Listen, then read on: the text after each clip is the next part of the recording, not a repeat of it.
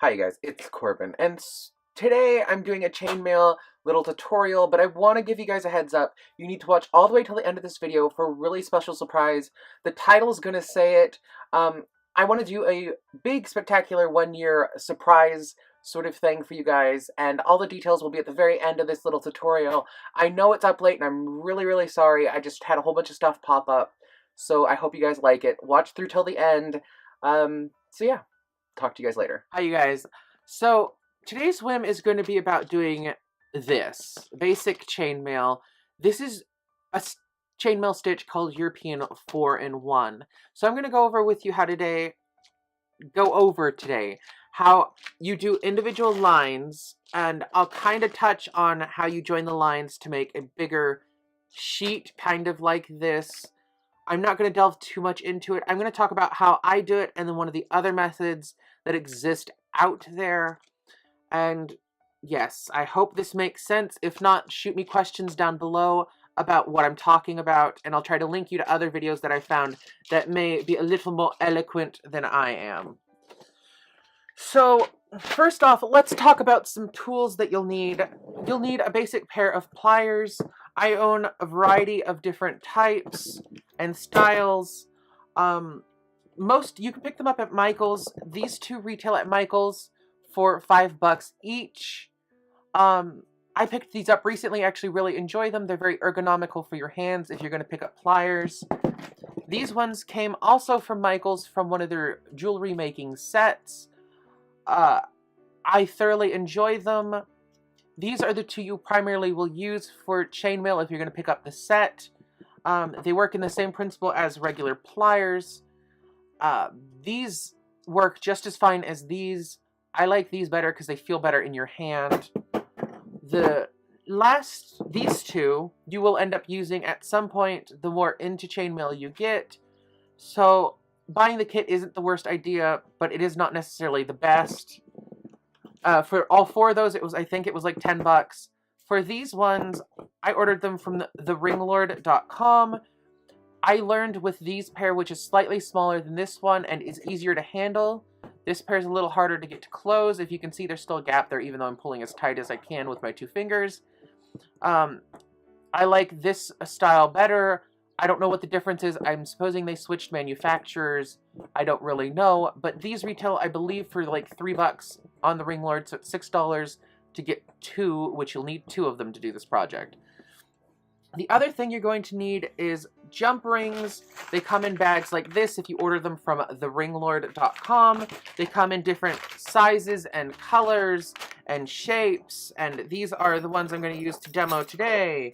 And they come in different textures and finishes and a whole bunch of slew of things.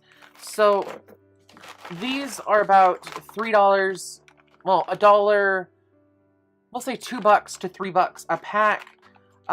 You only really need one pack like this to do a project like this, plus your two pliers. So you're talking about a $20 project. It's not hard, it's not complicated to buy the supplies.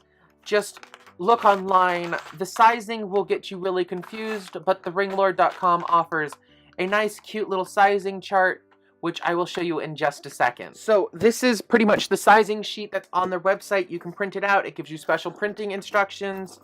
The sizing is fairly accurate. Like, this one isn't on here, but these did come from the Ringlord.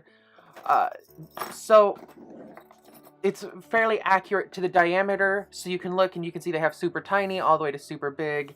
It tells you what size they are. It'll tell you precious metals or not sort of thing on this. And you can look for the size you want. Like today, I believe these copper ones are 18 gauge. So you'd look along here. 18 gauge, 730. Okay, so it's 732. And we're going to go down until we find 18. So it's right here. So it'd be 4.9. It's what they would call it in precious metal. I'm pretty sure that's the precious metal sizing. So this is available on their website. Theirs is the least problematic. It does take them about a week to process and ship your order. That's my only hiccup with them.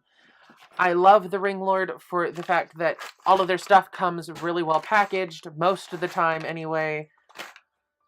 I do thoroughly enjoy ordering from them, and their prices are very reasonable. Now, with European 4-in-1, once again, I'll show it to you. With European 4-in-1, you can create huge sheets like this. This is traditionally what chainmail shirts will be made out of. When I work with big pieces like this, I safety pin them to a shoebox, so that way I can have it sitting vertically, so I'm able to line up the next row with it, so I can thoroughly see that everything's good. I can just rub it to give it a test to see if all the rings are closed. If anything snags on my hairs, on my arms, I'll know, and I'll be able to figure out where it is on here because it's laying flat and even. So, what you need with doing European 4-in-1 is a whole bunch of rings. What you're going to do with these whole bunch of rings is, let me set aside 2 of these. I'll explain why later. You're going to have to close a whole bunch of rings. With European 4-in-1, these are my open rings. These are my closed rings. You need a lot more closed rings than you do open. So for every 1 open ring, you need to have 4 closed. So I'm going to go ahead and really quickly close some of these, or I may not even close them because I'm not going to use them practical today. All you would do is take your pliers like this in your hand, however you want. My friend, she does hers this way. I don't. I never learned it that way. So you're going to go ahead and close them using your pliers. I have to use my hands because these are such big rings. Now, after you've closed a whole bunch of rings, you're going to open a ring. See, this one's split open. These I've closed, and I can run my finger across them and not really feel much of anything. So with your open ring, what you're going to do is go 1, 2, 3, 4. You're going to close the ring. So you'll end up with something like this. There's my 1 with the 4. You're going to split the 4 into 2 sides. So you have 2 and 2. You're going to pull them slightly down. Okay. Now at this point, what I like to do is I'll take 1 more at the bottom of an open ring and close it. This is what people call a rat tail, or they call a tail. You're going to take another open ring. You're going to put it right here at the end, and 1 more, so you can have 3 rings connected just 1 by 1. So you have 3 rings, and then a 4 by 4, a European 4-in-1 right here. Okay, so you can go, this ring, the center ring has 1, 2, 3, 4. Your next ring you want to do is you're going to take another open ring, click it open. You're going to pay attention to the direction that this ring is laying down. So for this project, I know it's going to be kind of hard to see, but it is laying with this ring right here, laying in this direction. So what I'm going to want to do with this ring is make sure that when I put it through these rings, it lays in the same direction. So you're going to go like this. And see what that does is it's going to make it to where when you tug on the tail, it keeps the 4 laying down flat. See, if I would have done this in the wrong direction, this would have been like this, to where it was going under. When I pulled, it would have dropped one of the rings and made it a 2 into 1, which isn't what we want. So you're going to go ahead and lay these flat correctly. You're going to make sure that this faces the same direction as this. And when you tug, it holds. Then you're not going to close the ring yet. Once you have this like this, to where it's able to stay laying flat like this, you're going to take 2 more, slide them on, and close. So you're going to pull, and it's going to lay flat. The reason I do the rat tail is because it gives me a device to tug on. So if this collapses like this, to where it's all bunched up, I know I can grab the first 2 rings of the line, which are right here, and tug. And it'll open them up to where they should be lying. Then you open it, and you'd add another ring, and you'd continue on with this pattern until you are done. And I will come back at you once I have a second line of kind of sort of equal length. Oops, only 2 onto this. And I will go into and I will talk you through how to join 2 lines together. So now after you have the 2 lines, you're going to want to make sure that your 2 center sections, because they're the easiest ones to see. So this middle rod, the ones that have 4 rings in one, you're going to look at them and you're going to make sure they're laying in the same direction. So all of mine are laying this way for the center. Now, that's very important for when you start to join. I'm going to start to join near where my rat tail is, which is what I normally do. So you're going to take an open ring, and you're going to look at your pattern of the 4 into 1. Now, I notice with these 2 4 and 1 that I have to mimic the same pattern. So, in order to join this and keep it laid correctly, I have to make sure this ring ends up laying in this direction. So, what I'm going to do is I'm going to take this one ring, go down, down, around, and up. And then I'm going to close, because this one ring is only allowed to have 4 in it. And see, I've joined it accurately. It's laying the same direction. Nothing funny happens when I tug on it with my tails. I'm going to do it again. You go down, down, up, and through. You're going to close it, and you're going to be able to tug, and it's going to lay in the same direction. This is exactly how you would do it with the little rings, except for you'd be working with pliers. I still use my fingers at this point because I'm very clumsy with my pliers a lot of the time. So after you end up getting all the way down to the end of the line, which I'm almost there because of how big these rings are, you're going to notice that your piece is going to become more solid to where it doesn't flop around as much towards the ends that have been connected. Okay? So, oops, those aren't playing in the right direction. It's going to become, oops, I missed one. It's going to become vastly easier to handle this piece as you continue to work, and you continue to join rings to tedious amount of rings, and you're going to create a sheet like the copper one I showed you at the very beginning. Now, this is how you would join 2 lines. You literally would make sure that every center ring has 4 into 1. So you'd be able to look, see how much more stable that is. It flops around, you can pull, and then you pull it, and it'll lay correctly. The only rings that'll really give you trouble are these 2 outer ones. They're the outermost ones. You're just going to have to be patient. There are a lot of little ways to stabilize those. I don't like to use a lot of methods to stabilize them because I find it makes your projects really bulky. But see, this is pretty much a huge scale version of this. So with this, if I continue to work on it, I can make huge sheets of it that would probably be the size of a carpet by the time I was done. And that's how you would make European 4-in-1 sheets. Now, there are other weaves and things and different, like, stitches or, well, I'll just call them stitches.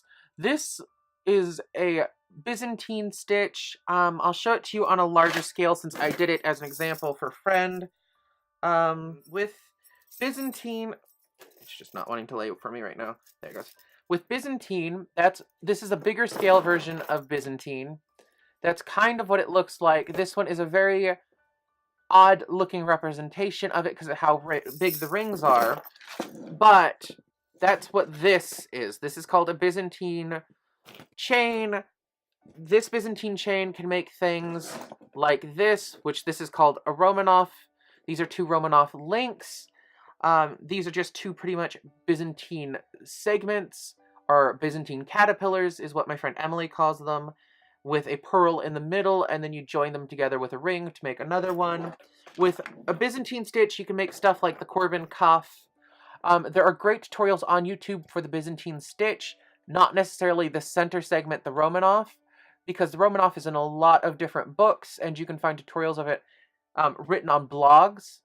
So it's not impossible to learn how to do this on your own.